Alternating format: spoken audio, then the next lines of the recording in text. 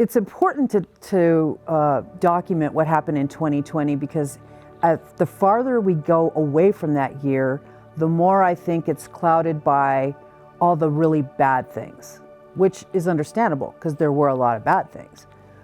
But I think it's important to remember that through all that bad, there were good things. There were people that were working hard, everyone from city employees to restaurant owners to nurses. I mean, so many people in the community who were trying to essentially survive a really terrible year. And I worried that if we don't document stuff like that, that gets lost. We remember the bad, we don't remember all the hard work behind the good people trying to keep this community afloat. I didn't necessarily want it to be completely linear, but I thought it was kind of important because that does make a difference in how we see the rise in concerns about COVID. The very beginning days when people weren't really paying attention, but then some people were.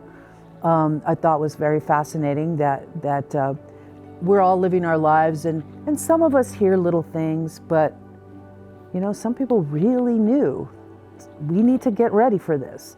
And that was interesting to document that and then go from there and see how this almost wave of craziness kind of takes over the city and how the city dealt with all that. I think one of the hardest things to decide is who do I need in the book? Who would I love to have in the book, but maybe at some point you have to say, well, this is not going to be a 1,000-page tome, you know. And so what I tried to do is really look at a variety of people.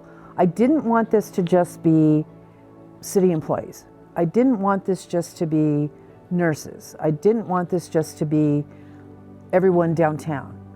So I wanted people on the East Central side. I wanted Nob Hill involved. I wanted Old Town. And then, you know, I lived 2020 and I wrote about 2020 anyway in my previous career as a columnist. And so I have always been aware of a lot of people that I think told interesting stories along the way. And so I had my little handy list of people that I wanted to interview, and you know, far more than got in the book. But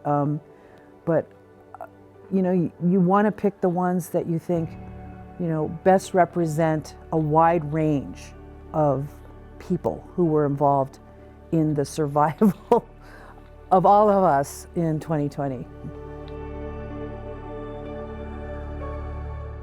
You know, one of the things that was so, you know, personally satisfying for me is really realizing how amazing certain people are. I mean, a lot of people are, I shouldn't say certain, but how they worked really hard to make things continue to work.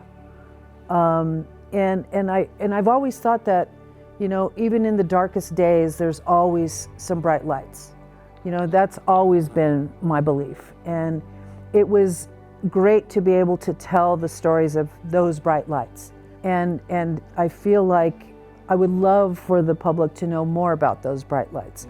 Because again, sometimes when we reflect on history, we remember all the bad stuff. We don't remember all the bright lights. And that's a shame, you know, because that's what sustains us. You know, that's what keeps us going in these turbulent times, to know that there are good people just trying to do their jobs, in this case, to a higher level, because it was so necessary.